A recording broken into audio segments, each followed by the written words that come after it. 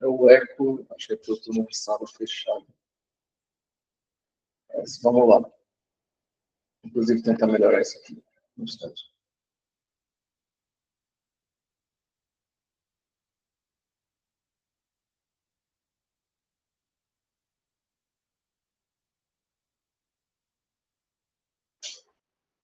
Pronto. Vamos dar início, então. Eu vou deixar esse encontro vai ser gravado também, né? Só essa parte da apresentação inicial. E eu devo colocar lá no YouTube para quem não pode vir assistir também. Esse é o terceiro encontro da gente, a nossa terceira discussão. Nos últimos sábados, né, a gente discutiu primeiramente sobre a questão dos antecedentes históricos, né, da história da igreja, e aí a gente falou um pouco sobre a questão das influências, né, das primeiras filosofias que estavam em voga, né, até anteriormente à própria encarnação de Jesus Cristo, né, tanto o neoplatonismo quanto o estoicismo, o epicurismo, enfim, essas filosofias. A gente viu também alguns aspectos históricos. E no encontro passado, que foi o segundo encontro, a gente estudou um pouco da vida de Jesus Cristo. Eu considero, pessoalmente, até a vida de Jesus Cristo um antecedente histórico para a história da igreja. Mas aí vai da visão eclesiológica de cada um. Tradicionalmente, a gente pensa que a igreja ela inicia ali em Atos dos Apóstolos, né, com a descida do Espírito Santo. Então, pensando nisso, a gente pode dizer que a partir desse terceiro encontro, sim, a gente começa a estudar a história da igreja em si.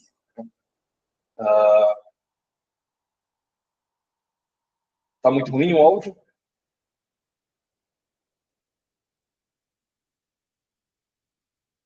Tá, melhorou? Tá. Vou ficar de olho aqui no chat, qualquer coisa vocês vão me avisando. Bom, e nesse encontro, a gente prossegue, dessa vez iniciando em si a história da igreja, então a gente vai começar com a história apostólica. Tá? A história apostólica, o Schoff, ele principia ela falando do primeiro apóstolo, e na visão de Schoff, como a gente vai ver, seria o primeiro entre iguais, né, dos apóstolos, que seria o apóstolo Pedro, e falando também de Tiago. Já posso adiantar que eu vou falar muito mais de Pedro do que eu vou falar de Tiago, até pelo próprio tamanho do capítulo que o Schoff dedica a Pedro, para ser bem mais extenso. Tanto é que, na verdade, o de Tiago é um subcapítulo do capítulo de Pedro. Mas muito bem. Como sempre, a gente começa definindo as fontes da nossa pesquisa. E aqui, nada novo nesse quesito de fontes cristãs autênticas. A gente vai utilizar as epístolas, os Atos dos Apóstolos e alguns escritos patrísticos, né? E pós-apostólicos ali do primeiro e do segundo século. Até o terceiro ainda é considerado pós-apostólico. E como fonte apócrifa, os Atos Apócrifos. Esses Atos Apócrifos, eu elenquei três aqui, que são os três principais que Schoff informa a gente, que são os Atos de Pedro, os Atos de Pedro e Paulo e os Atos de Paulo e Teco. Esses são os atos dos apóstolos que mais estiveram em voga ali nos primeiros séculos da igreja, e são esses que mais vão influenciar até hoje a visão sobre alguns eventos do cristianismo. Como dá para ver, esses atos aí, todos eles levam o nome de algum apóstolo ou de alguma personalidade apostólica ali do primeiro século. No caso, Pedro e Paulo, principalmente. O nome disso, o nome desses escritos que tentam se passar por outra pessoa são escritos pseudoepígrafos, né? Isso era algo bem comum na historiografia passada, não é algo que a gente vai ver muito hoje em dia, mas na historiografia da igreja é muito comum esse tipo de coisa. Você vai escrever algum escrito e para você dar algum tipo de autenticidade para ele, para você conseguir dar algum tipo de embasamento, você vai e coloca isso na conta dos apóstolos. Você basicamente diz que, bom, foi um apóstolo que escreveu que escreveu isso aqui. Vocês estão conseguindo ver qual tela vocês estão vendo? Vocês podem escrever aí no chat, se está refletindo corretamente.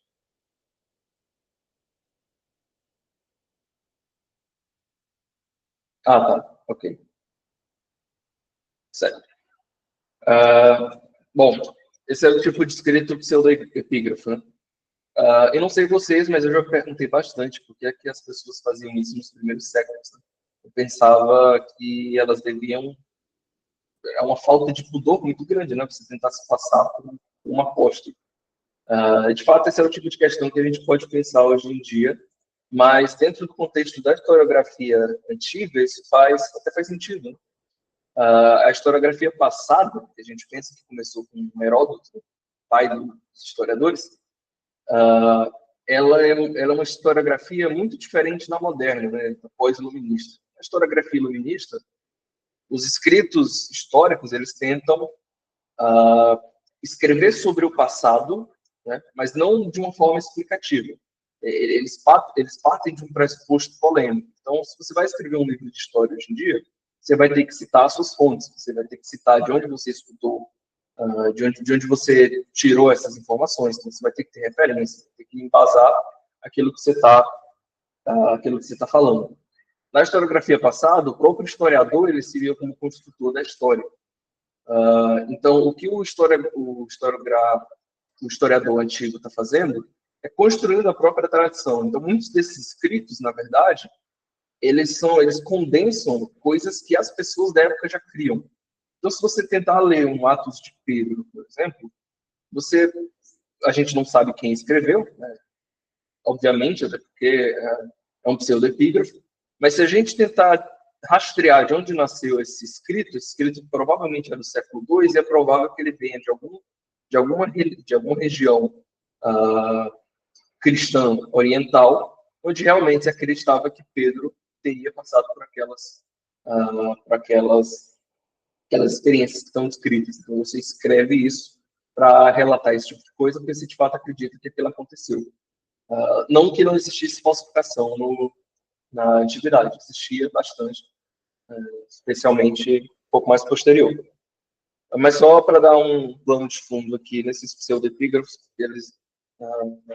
que a gente vai tropeçar com eles bastante quando estiver estudando os apóstolos.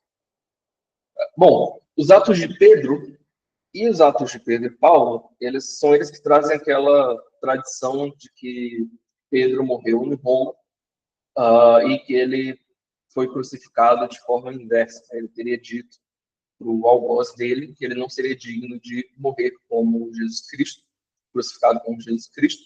Então, crucificam ele de cabeça para baixo. Isso está tanto nos Atos de Pedro quanto nos Atos de Pedro e Paulo. Esses dois, eles têm uma origem ebionita.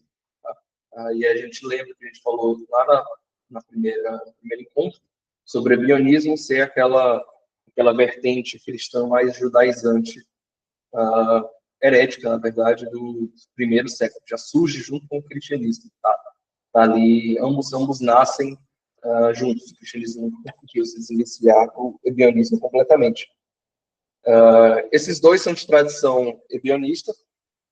A gente vai ver um pouco mais à frente o que é que isso implica, mas a gente vai ter uma figura muito importante que vai se repetir bastante na visão apócrifa de Pedro, que é a condenação de Simão Mago.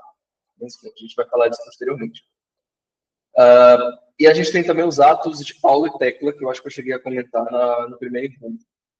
O Atos de Paulo e Tecla, ele é interessante por ser um próprio escrito apócrifo sobre Paulo. Né?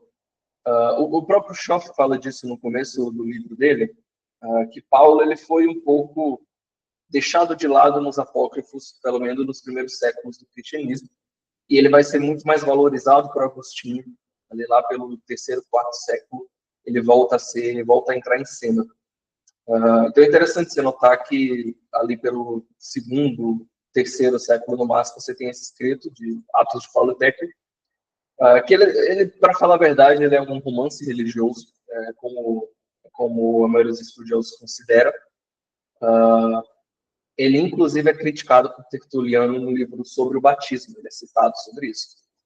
Só para dar um resumo do que é esse apócrifo, ele basicamente conta um pouco das viagens missionárias de Paulo, e Paulo, enquanto ele dava um sermão na casa de Onesíforo, sobre uma série de bem-aventuranças, né, semelhante ao Sermão do Monte, Tecla estava ouvindo, que era uma jovem da nobreza da região.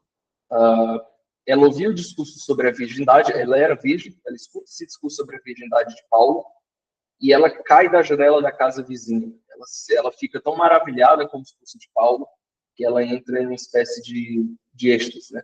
E aí esse escrito diz que Tecla passou dias sem se mover, fascinada. E aí tanto o noivo de Tecla quanto a mãe, vendo isso, vendo que ela tinha se convertido ao cristianismo, eles levam isso para as autoridades romanas, que posteriormente vão lá e vão capturar o apóstolo Paulo. E aí Tecla vira uma companheira de Paulo, né? Ela passa a andar com ele, fazer missões com ele, a plantar a igreja, enfim. Por que esse apócrifo é importante? Porque posteriormente ele vai ser usado no cristianismo, isso é um problema que o Concílio de Nicéia enfrentou, que foi a tentativa de passar de legitimar o pastorado feminino. Né? O próprio Tertuliano cita isso, né? Que alguns, sob o nome de Paulo, reivindicam o exemplo de Tecla como licença para que as mulheres ensinem e batizem. Né? E aí ele tenta desmascarar esse escrito, mostrando que, na verdade, ele já foi desmascarado e já foi considerado herético quem escreveu ele, embora ele não dê mais muitas informações. Isso era uma coisa comum, inclusive. A partir desse... A gente não sabe se foi só por causa desse Paulo Tecla, né, desse escrito, mas se tornou uma coisa comum um bispo, um presbítero, ter sempre em sua casa, ter sempre junto com ele, uma mulher mais jovem que ajudava ele a plantar a igreja, enfim, a organizar a vida eclesiástica. Obviamente, isso deu problema, né? Há muitos casos de escândalo mesmo, de escândalos sexuais, ou então o próprio falatório de que não era da igreja, acabou criando um problema grande, a ponto que o Concílio de Nicéia, no Cânon 3, ele proíbe esse tipo de prática. Então, o Concílio de Nicéia é claro, dizendo que o bispo, o presbítero, o diácono não poderia ter na sua casa uma subintroducta. Na tradução para o português desse cânon, eu não gosto muito porque ele traduz subintroducta como mulher, simplesmente.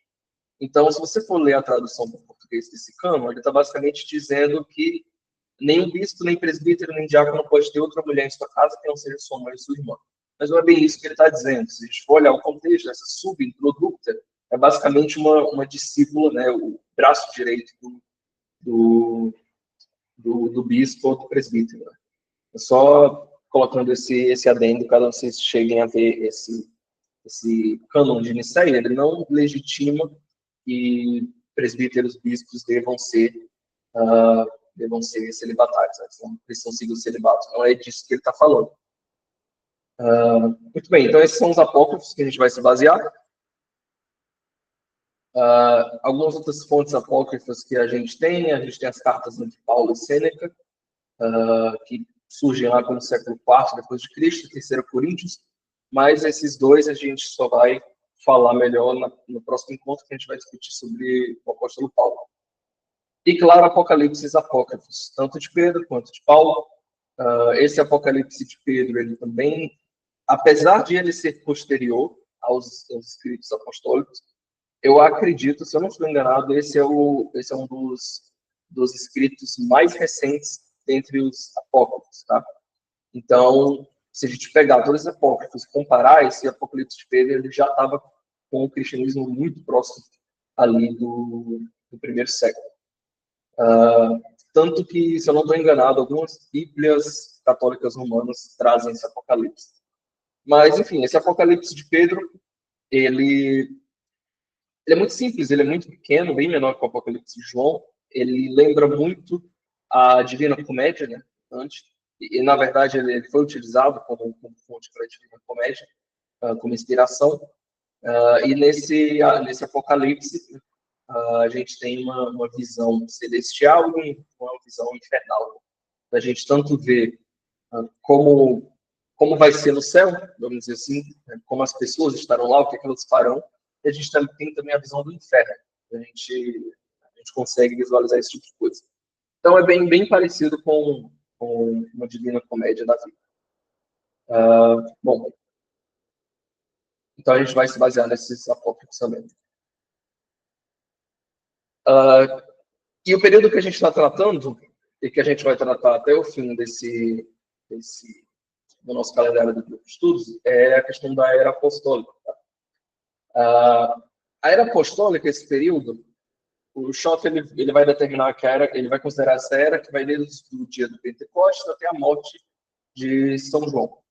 Então, que acontece lá pelo ano 100 depois de Cristo, fim de 90 até 100 depois de Cristo, por aí. E ele considera que esse é o período apostólico. Então, vai de 30 depois de Cristo até 100. O campo de atuação desse período vai se concentrar na Palestina, mas ele também se expande mais para a Síria, Ásia Menor, e para Grécia e Itália, né? Já no final das missões apostólicas, começa a se expandir, porque hoje é a Europa. O que a gente sabe dessa época é que as igrejas elas eram consideravelmente pequenas, mas a gente tinha grandes núcleos, grandes metrópoles com igrejas com uma extensão um pouco maior. Né? Isso pelo próprio caráter do nascimento da igreja. Né? A igreja nasce já com a conversão de milhares de pessoas. Então você imagina que essas pessoas de diferentes culturas, né, de diferentes idiomas, elas voltam para suas casas depois daquilo ali, e cada um volta para a sua região e funda a sua igreja, com o auxílio dos apóstolos. Então, principalmente Antioquia, Éfeso e Corinto, elas eram, sim, suficientemente fortes para suportar algumas divisões internas. Então, apesar das igrejas serem pequenas, elas estão em núcleos culturais, elas estão em metrópoles culturais, que são grandes o suficientes para a gente conseguir ter essas divisões, como é relatado, especialmente na carta aos Coríntios. Né? Mas, em geral, a maioria das igrejas ela é pequena, ela tem poucos fiéis, esses fiéis eles são principalmente, geralmente eles são pobres. Então, a maior parte dos primeiros cristãos eram de classe média ou baixa, eram pescadores, eram camponeses, alguns poucos comerciantes, e a gente tinha também bastante escravo e bastante liberto também. Tanto é que nas cartas de Paulo esse é um tema recorrente. E o cristianismo ele se expande em tal velocidade, né, que na época de Constantino, lá pelo século IV, o número de cristãos ele já era de 10 a 12 milhões. Né? Então, em 4 séculos, você tem um aumento exponencial da quantidade de cristãos no mundo. E os centros principais, o Schoff ele divide em 3. Jerusalém, que seria a mãe do cristianismo judaico, Antioquia, que seria a mãe do cristianismo gentílico, e Roma, que seria a mãe do cristianismo católico universal, justamente por ser a capital do Império. É nessa igreja que se encontra, é para essa igreja que todas as outras igrejas elas vão o rio do cristianismo vai afluindo, justamente pelo seu caráter universal. Bom, e a gente principia, então, finalmente falando sobre o apóstolo São Pedro. O nome original de São Pedro é Simão Pedro, né? Mas a gente vai ter no Novo Testamento sendo citado como só Pedro, ou só Simão, ou até como Cefas. Então, Cefas é simplesmente o nome aramaico dele, mas é o mesmo nome, basicamente, Pedro ainda. Ele nasce em Betsaida, mora em Cafarnaum. Ele é o irmão do apóstolo Pedro, tanto é que a sua escolha como discípulo acontece ali junto com André. Então, ele é irmão do apóstolo André. E na visão de Schoff, ele é o líder inicial do colégio apostólico. Tá? E aqui vale elencar essa questão do líder inicial. o Schoff ele vê a liderança de Pedro sobre os apóstolos não de uma forma definitiva, no sentido de que Pedro é escolhido por Jesus Cristo para liderar os apóstolos, e essa liderança ela vai se manter durante toda a vida dele. Essa liderança ela é inicial porque o Schoff ele acredita que Pedro ele toma essa posição de liderança ali nos primeiros acontecimentos da igreja.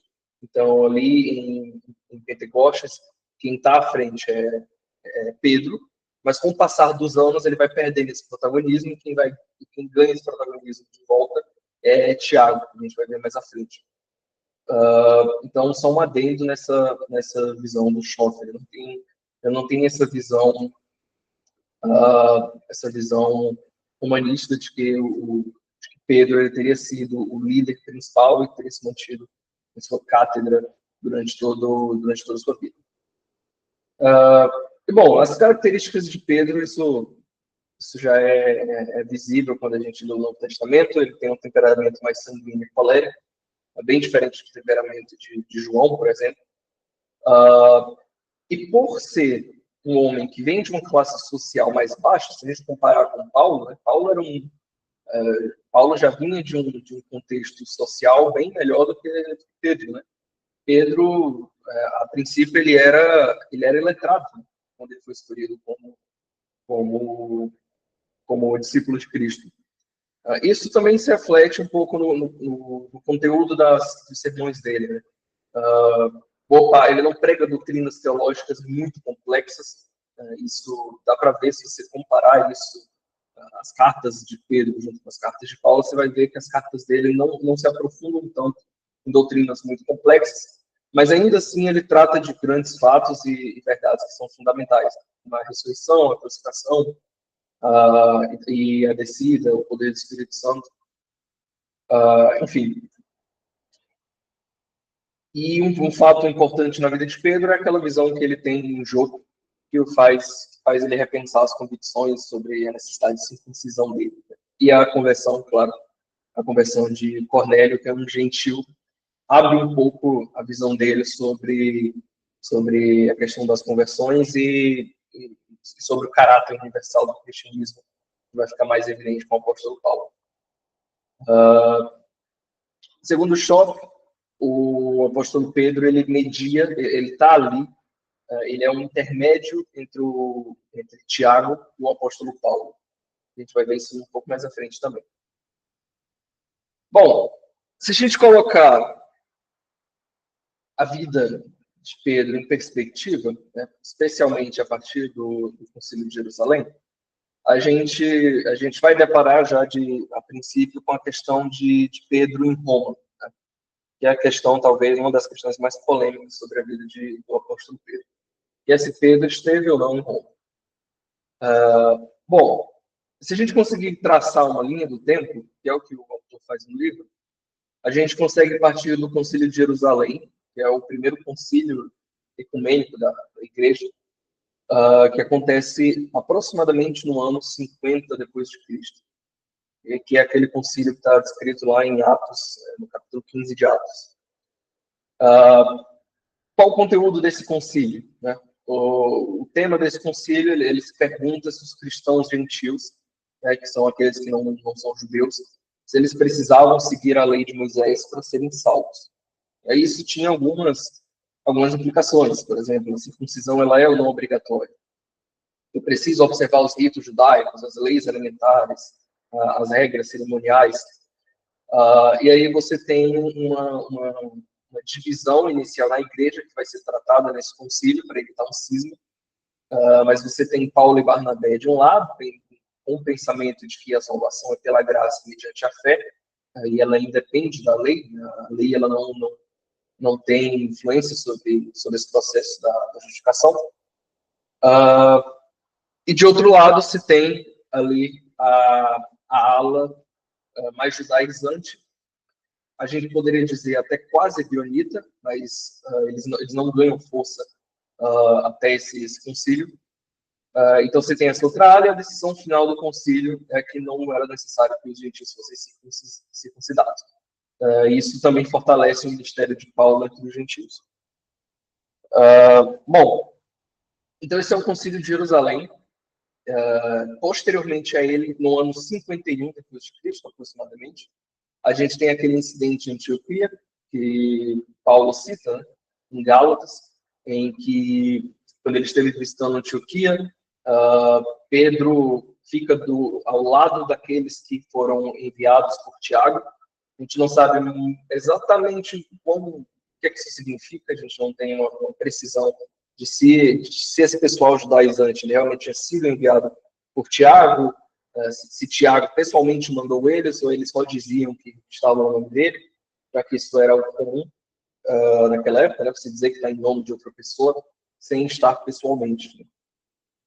No ano 57, a gente tem as viagens missionárias de Pedro, e no ano 58, a gente tem a carta de Paulo aos Romanos. Por que essa carta é relevante? Ela, precisamente porque Paulo, ao escrever essa carta, né, nos últimos capítulos, ele cita saudações a vários irmãos que estavam em Roma, e em nenhum momento ele cita Pedro. Isso faz com que seja muito improvável que Pedro estivesse em Roma anteriormente a 58, depois de Cristo. 58 a 63, que é a estimativa da escrita dessa carta. Especialmente porque se Pedro é o bispo de Roma, então, ou teria sido bispo de Roma, seria, no mínimo, seria sido, no mínimo, de bom senso que Paulo tivesse saudado Pedro, já que ele era tão importante para a igreja. Mas ele não cita, então se torna pouco provável que tenha sido antes disso. Então, se a gente tentar encaixar Pedro em Roma, teria que ser posteriormente a esse período, né? Pelo menos depois de 58, provavelmente depois de 63, que é a estimativa dessa carta aos Romanos. Só que Pedro morre em 67. Então fica difícil você conseguir encaixar Pedro em Roma pela própria cronologia da vida dele. Outro motivo para ser improvável que Pedro tivesse visitado Roma em 58 é que o próprio Paulo cita aos romanos que ele geralmente evita plantar igrejas em um campo que alguém já plantou. Ele evita fazer um trabalho em cima de um trabalho que já foi feito. Claro, essa razão ela não é suficientemente forte para a gente negar que Pedro esteve em Roma, mas nesse quesito da ausência de citação, de menção, né, Pedro em Roma é um motivo muito mais forte. Então, se a gente for encaixar Pedro, tem que ser posterior a isso, posterior a 63. Uma prova que a gente pode ter de que Pedro esteve em Roma, né, não de que ele tenha fundado a igreja, mas que pelo menos ele esteve lá, é que no fim da carta de Pedro, né, especificamente a 1 Pedro 5,13, Pedro cita uma cidade chamada Babilônia. E aí a questão é saber que Babilônia é essa. Se a gente for usar a terminologia do Apocalipse de João, então essa Babilônia se refere a Roma. Então Pedro estava em Roma quando escreveu a carta de 1 Pedro. Mas existem outras possibilidades. Pode muito bem ser que essa Babilônia se refira a outras cidades, por exemplo, uma cidade no Egito que também tinha esse mesmo nome, mas a gente recai sobre o mesmo problema, né? Pedro no Egito, em que período ele esteve no Egito? Então, você tem essa dificuldade. É tradição meio uniforme, vamos dizer assim, na igreja, tanto oriental como ocidental, que Pedro pregou o evangelho em Roma. Então, isso, de fato, não dá para negar. Que ali pelo terceiro século, a partir do terceiro, quarto século, nasce essa tradição de que Pedro pregou o evangelho em Roma e de que ele teria também sofrido martírio lá sobre a perseguição de Nero. Então, se a gente for construir um mapa de influências dessa ideia, já no fim do primeiro século, né, Clemente de Roma, ele cita esse martírio. Ele diz que Pedro sofreu martírio, mas não especifica o local. Então não tem como a gente determinar isso. No segundo século, a gente tem alguns testemunhos sobre isso, nada também muito sólido. A partir do terceiro, isso já está muito mais forte. Então, tanto Eusébio vai citar isso, vai confirmar, no quarto século, que Pedro foi bispo de Roma, morreu em Roma. Apesar de que, se eu não estou enganado, Eusébio ele cita que foi Pedro e Paulo. Então, parte da tradição vai dizer que foi só Pedro, outra parte vai dizer que foi Pedro e Paulo. E no terceiro século, Clemente de Alexandria, Orígenes, Hipólito, eles confirmam essa conexão. Mas, de qualquer forma, não tem como a gente definir com precisão quando foi que Pedro chegou em Roma. Mesmo que ele estivesse em Roma, não tem como a gente definir com precisão quando ele chegou, nem quanto tempo ele permaneceu. A tradição católica romana, ela afirmava, até alguns anos atrás, que ele foi bispo de Roma por 20 a 25 anos. Como a gente viu na imagem anterior, isso é um erro cronológico muito grande. É pouquíssimo provável que ele... Na verdade, o Schoch vai além, ele diz que é comprovadamente errado que Pedro tenha vivido de 20 a 25 anos. Não dá para você encaixar esse período de tempo dentro da vida dele. Na verdade, e o New Advent, aquele site que reúne alguns textos da história da igreja, na verdade, ele vai além e diz que o pontificado de Pedro durou 37 anos. Isso é pior ainda, são piores coisas. Né? Então, se tinha essa crença até alguns anos atrás, algumas décadas atrás, que o pontificado de Pedro teria sido o mais longo de todos os papas da história. Hoje em dia é bem difícil a gente manter isso com as descobertas históricas que a gente tem. Bom, e a gente tem também Pedro segundo o ebionismo. Tá? Então a gente viu a vida de Pedro, né? A gente viu, entender um pouco da cronologia da vida dele, mas a gente também consegue dividir, como o próprio Schoch faz, entre o Pedro real, Pedro que existiu, e o Pedro da ficção.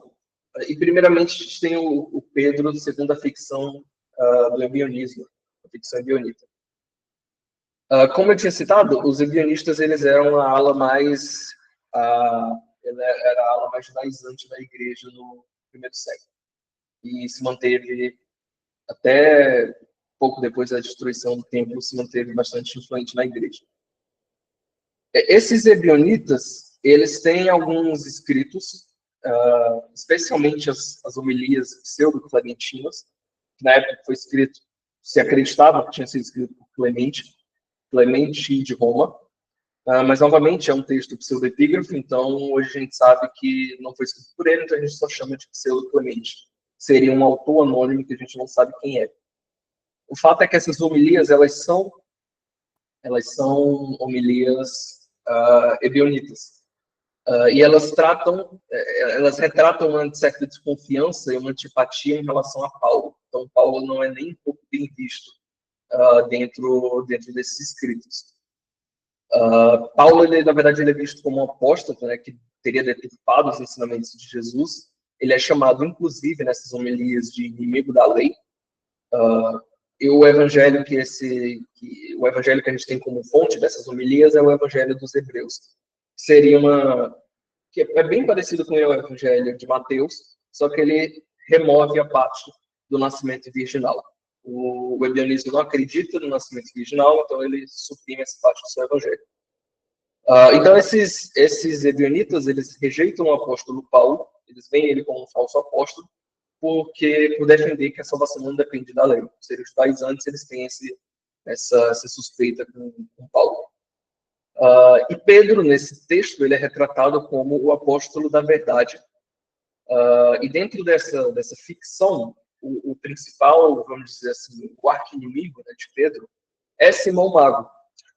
Simão Mago, ele é retratado como o apóstolo da mentira, né, em contraste com Pedro, que teria sido pai de todas as heresias e teria sido um homem possuído por um demônio. Né? E dentro dessas homilias, ele descreve que Pedro teria perseguido Simão Mago de Cesareia até Roma. Então ele passa por várias cidades, né, enquanto persegue Simão. Na verdade, é bem simbólico essa perseguição a Simão, porque é como se ele estivesse perseguindo mesmo as heresias.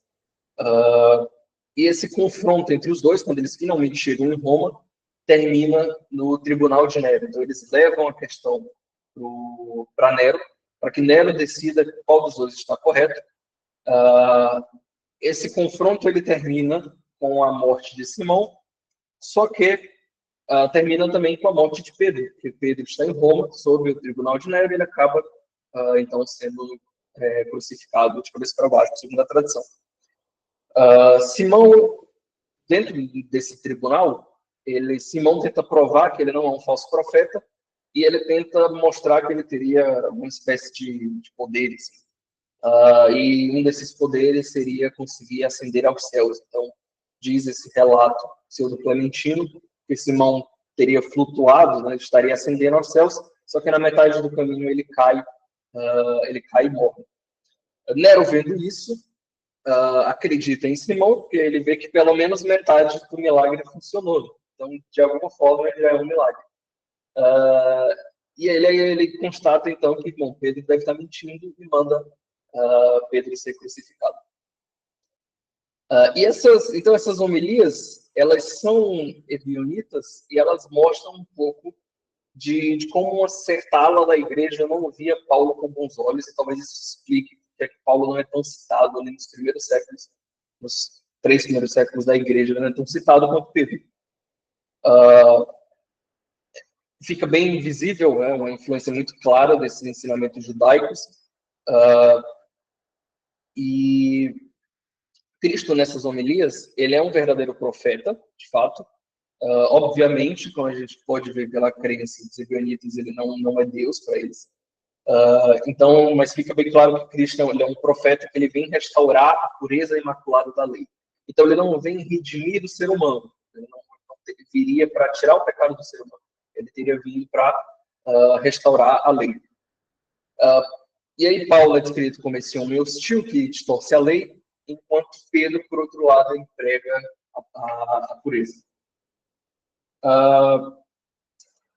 Dentro desse escrito, a gente tem 2 cartas que são citadas nessas homilias, que uma de Pedro e outra de Clemente, escrita para Tiago, que elas estão ali no prefácio delas. E nessa carta de Pedro para Tiago, Pedro ele implora para Tiago que permitisse que só pessoas que fossem devidamente aprovadas lessem os sermões, tanto de Pedro quanto de Tiago. Isso mostra um pouco desse caráter fechado dos ebionitas. Eles tinham essa visão de que quase esotérica, no sentido de ser fechado e ter todo um caráter iniciático dentro do cristianismo, na visão deles. A gente não tem um prestígio muito forte de Roma nesses escritos. Esse prestígio está muito mais forte em Jerusalém, né? E boa parte também da questão dessas homilias é a questão de fé e de obras, né? Então você vê que, na verdade, esse debate, né, da justificação pela fé somente ou pelas obras, ela já está presente desde a antiguidade do cristianismo, e os ebionitas definitivamente não gostavam da justificação pela fé. Então, para eles, a justificação tinha que ser pelas obras. E, bom, Simão Mago, ele é tratado como uma entidade sobrenatural, praticamente, né? Ele, na verdade, ele é confundido com um outro deus, se eu não estou enganado, romano, também cujo nome em latim é bem próximo de Simão Mago, né? Então é só uma certa confusão mesmo. E dentro dessas homilias, Tiago ele é visto como o bispo dos bispos. A gente vai ver um pouco, vai confirmar um pouco mais à frente isso. Mas, apesar de Pedro ser visto como apóstolo da verdade, é Tiago que é visto como o principal dos apóstolos, dos bispos. E a gente tem Pedro segundo o papismo, né, segundo o catolicismo romano. Nessa tradição, ela admite aquela ideia de que Pedro foi crucificado de cabeça para baixo, a seu próprio pedido, né, porque não se achou digno de morrer como Cristo. E ele morre e já Paulo, como cidadão romano, ele é decapitado na Vila Ostiense, né, no local que é chamado hoje de Trefontane, né, que seriam as 3 fontes, fora da cidade de Roma. Então, tanto Pedro quanto Paulo, eles são fundadores da Igreja de Roma, mas Pedro está em posição principal e Paulo só em posição secundária. E ambos são martirizados pela perseguição de Nero, no mesmo dia, geralmente se admite que é no dia 29 de junho, só que em locais diferentes e de formas diferentes. Né? Então, segundo a tradição apócrifa, os dois, tanto Pedro quanto Paulo, eles teriam caminhado juntos por uma parte da via que se chama Via Ápia, que era uma estrada romana, a caminho das execuções. Então, ambos teriam ido juntos. Pedro, ele admite que, Schoff admite que Pedro era o primeiro dos apóstolos e que a pedra citada lá na Confissão de Pedro, no livro de Mateus, ela é o próprio Pedro. Na verdade, o Schoff chega a dizer que isso é óbvio. Né? Então, para ele é óbvio que Pedro é a pedra que está sendo citada, mas ele não conclui daí que você tem que abarcar a visão católica romana sobre o papado. Né? Inclusive, ele tem uma citação muito boa, que eu acho até que eu já citei isso anteriormente, em que o perigo da mentira é sempre que ela se baseia um pouco de verdade. Então, você nunca vai ter uma teoria mesmo que teológica ou filosófica, que seja completamente absurda. Né? Se ela é crida de alguma forma, ela tem um fundo ali de verdade, o perigo nela. E o perigo dela não está na sua mentira, está justamente nessa pequena verdade que ela abarca. E ele usa isso nesse raciocínio de que eu posso abarcar a ideia de que Pedro é o primeiro dos apóstolos, posso abarcar a ideia de que a pedra citada por Pedro, citada por Jesus Cristo, é Pedro, mas isso não significa que eu vou ter que abarcar toda a ideia da tradição papal. Algumas outras características é que Pedro era casado, tá? A gente sabe disso não só pela aquela descrição daquele milagre envolvendo a sogra de Pedro, o que por si só já diria que ele é casado, mas não confirma se no momento em que ele se tornou apóstolo de Jesus Cristo, ele era viúvo ou se ele ainda era casado. Pode muito bem ser que a mulher dele, em algum ponto da história, tivesse morrido e a partir daí ele fosse viúvo. O Schoff admite a ideia de que ele ainda era casado enquanto apóstolo, enquanto ali em Atos dos Apóstolos, boa parte da vida dele, a mulher dele, que a gente não sabe quem é, estava viva. E ele usa como argumento esse trecho de 1 Coríntios, em que Paulo pergunta se os apóstolos... Paulo está elencando os direitos que os apóstolos teriam, né?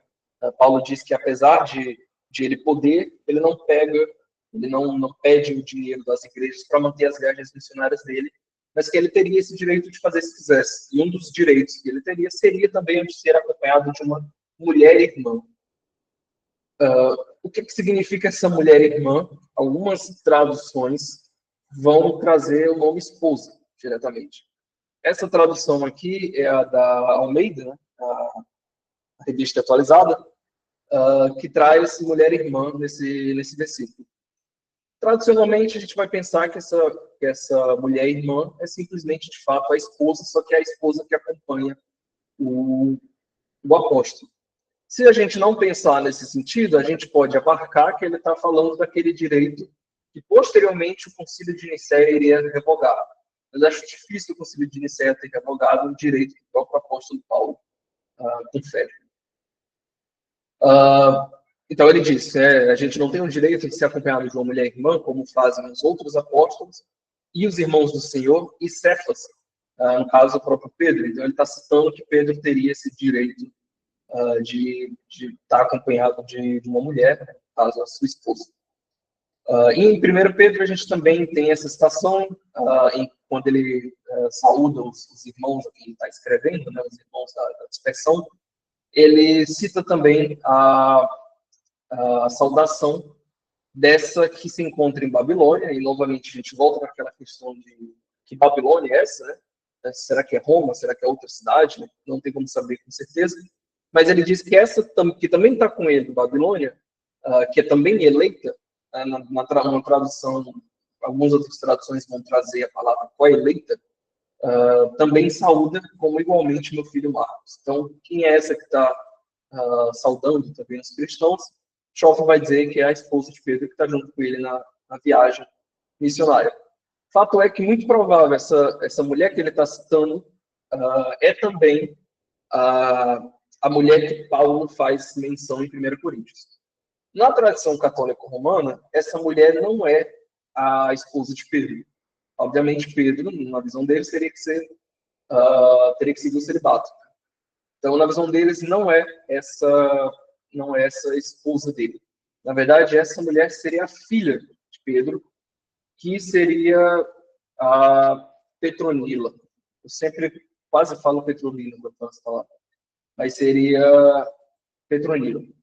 Petronila nada mais seria, então, para a tradição do que a filha do apóstolo Pedro. A gente não sabe se essa mulher existiu, de fato. Tem poucas menções a ela. Na verdade, ela vai aparecer muito mais na Idade Média, já na Idade Média tardia. Então, Petronila, que é essa pintura que eu pus aqui do lado direito, se eu não me engano, essa pintura é Petronila, abençoando as crianças.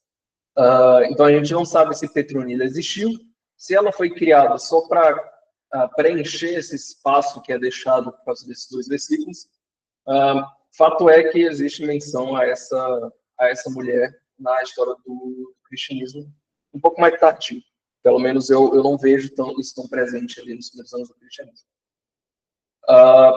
E aí, para o Schoff, Pedro ele aparece como o primeiro orador, como o debatedor principal, mas ele não atua como o presidente ou juiz do Concílio de Jerusalém, que a gente vai falar mais à frente. Então, o Concílio de Jerusalém, que a gente citou anteriormente, né, Pedro ele aparece como orador, como debatedor, mas para Schoff ele não é o tomador de decisão final, que seria a teoria vaticana, né, a teoria católica romana. Dentro dessa teoria, ele teria que a questão teria que ser submetida diretamente a Pedro e não propriamente a um concílio onde eles estariam discutindo essa ideia. E essa decisão final teria que ter partido diretamente de Pedro. Mas a gente sabe, no fim do versículo de Atos 15 e 23, que essa decisão parece ter sido tomada entre os apóstolos, os anciãos e os irmãos.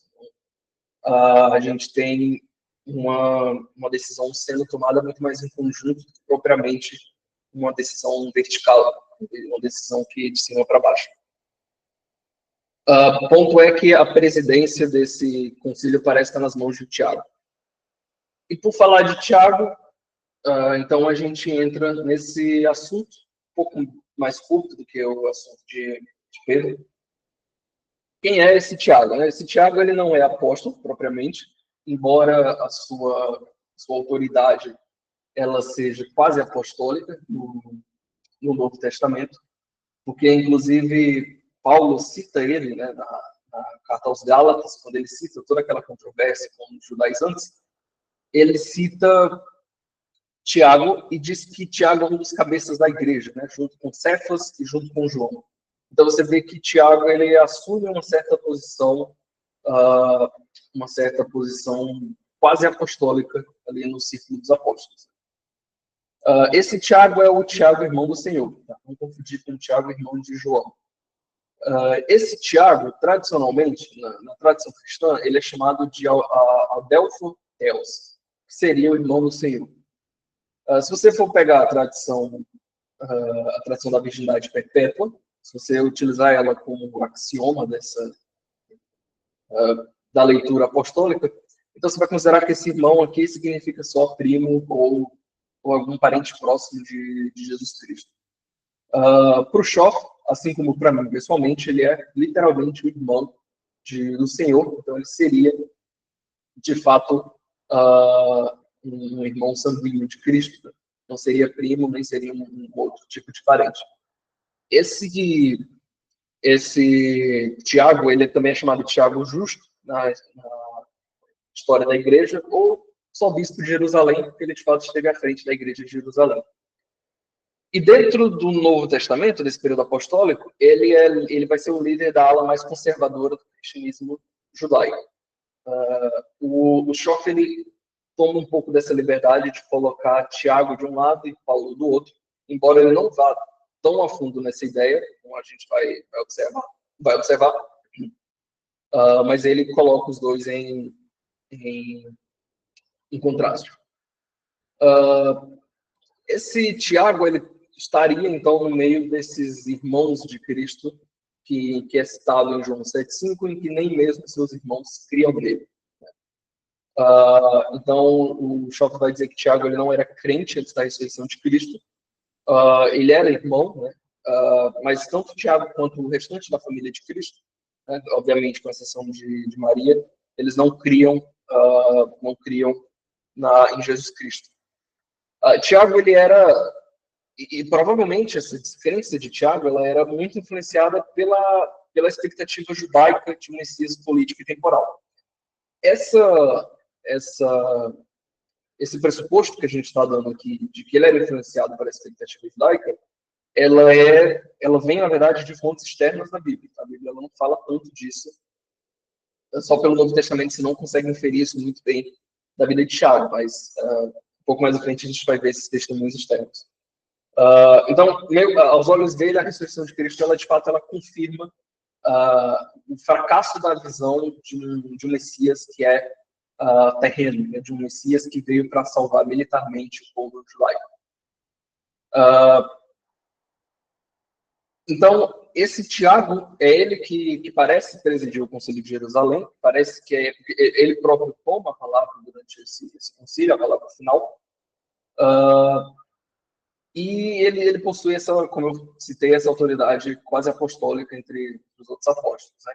Isso provavelmente se deve pela relação de parentesco que ele tinha com Jesus e também pela piedade, pela reputação moral pelo qual ele era conhecido, não só entre os cristãos, mas entre os judeus e os gentios também, porque inclusive ele é citado por Flávio José. Tá? Então, Tiago era inclusive muito bem quisto entre os fariseus e até entre os saduceus. Então, Tiago ele propõe durante o Concílio de Jerusalém, ele que propõe o compromisso que vai evitar, né, o cisma da igreja. Mas apesar da gente conseguir fazer essa distinção, que até hoje muitos críticos literários da Bíblia fazem, que é aquela distinção de colocar de um lado Tiago e de outro lado Pedro, em que Paulo defende a justificação pela fé apenas e Tiago defende a justificação pelas obras. Então, apesar de ainda hoje isso ser colocado, e na antiguidade também era colocado esse tipo de divisão dentro da igreja, o Schoff propõe que podia existir uma certa diferença, uma certa discrepância entre a visão dos dois, mas isso não era tão profundo a ponto de criar essas divergências teológicas graves, já que uma divergência teológica sobre justificação é sim uma divergência bem profunda. E a prova disso é que na própria carta aos Gálatas, né, o Paulo cita que Tiago ele dá a destra da comunhão. Ou seja, ele reconhece a missão de Paulo. Então, Tiago não estava em um antagonismo com Paulo. Ele não detesta Paulo como os escritos apócrifos não, descrevem de fato essa rivalidade. Essa rivalidade ela não existe. Então a gente tem no fim do Concílio de Jerusalém, lá em Atos 15, a gente tem esse acordo amigável entre essas duas vertentes, tanto a de Tiago quanto a de Paulo. E posteriormente, nos escritos apócrifos, esse partido judaizante, ele usa o nome de Tiago para tentar desacreditar Paulo, como a gente viu nos escritos pseudo-clementinos. E no século II, os ebionitas eles seguem esses ataques, associando também o nome de Pedro. E é por isso que o Schoff ele coloca o capítulo de Tiago dentro do capítulo de Pedro. Porque dentro da visão da tradição cristã, mais antiga, né, e, portanto, mais próxima dos apóstolos, Tiago e Pedro eles estariam muito mais próximos do que de Paulo. Então, para a gente tentar conseguir encaixar essas duas visões. E Tiago, a gente tem muito testemunho externo sobre ele, na verdade. Né? Ele não era uma figura, não é uma figura muito enigmática para a igreja. A gente tem o testemunho de Flávio Josefo. Flávio Josefo, ele cita que Tiago teria sido apedrejado até a morte a mando de Ananos, o jovem, em 63 depois de Cristo. Esse Ananos, a gente não tem muita informação sobre ele, mas, segundo Josefo, ele era um saduceu. Na verdade, segundo Josefo, ele era o mais impiedoso entre os judeus na execução de julgamentos. Então, dentre os judeus, ele era já conhecido como uma figura não muito simpática. E Josefo, ainda tratando sobre essa morte, né, de Tiago, ele diz que a execução de Tiago, ela gerou tanta indignação, especialmente entre os fariseus, como eu citei, né? Tiago, ele tinha ele era muito bem quisto entre os judeus, especialmente os fariseus. Ele era conhecido por ser um homem piedoso, apesar de ser judeu, né, durante o nascimento do cristianismo, ele era um homem piedoso, um homem que seguia a lei e que tinha um profundo conhecimento das escrituras. Você vê tanto nos próprios discursos dele e na própria carta dele, que tem uma complexidade teológica muito bem comparável à complexidade que Paulo traz no Novo Testamento. Então, essa fama que Tiago já tinha, causou uma indignação entre os fariseus, que já eram, né, tradicionalmente, os rivais dos saduceus, então isso também acaba influenciando para essa revolta. E, por consequência, o rei Agripa depõe Ananos do cargo de sumo sacerdote. Ananos seria o sumo sacerdote na época, o rei Agripa vai e tira ele do cargo dele, por causa disso. Isso é o relato de Flávio Josefo. E a gente tem um testemunho de Egésio. Esse é um pouco mais exagerado, mais judaizante, bem judaizante, na verdade, é um testemunho. Não tenho certeza se ele é bionita, acredito que não, mas ele também dá uma coisa exagerada, porque diz que Tiago não bebia vinho, não comia carne, nunca se barbeava. Essa pintura acho que até ajuda nessa ideia. Nunca tomava banho, inclusive, não sei por que exatamente onde isso teria influência, mas é o que Egésio diz. Usava somente roupas de linho, então ele só usava esse traje sacerdotal. O traje sacerdotal que Egésio cita no texto dele é muito parecido com aquele traje que o sumo sacerdote utilizava quando entra no Santo dos Santos. Muito parecido. Que era o mesmo, enfim, que era o mesmo utilizado pelo sumo sacerdote no Antigo Testamento. Então, essa imagem que Jesus faz, e provavelmente era a imagem que o Partido Judaizante tinha de Tiago, é que Tiago era o sumo sacerdote do período cristão. Então, como dentro da visão ebionita,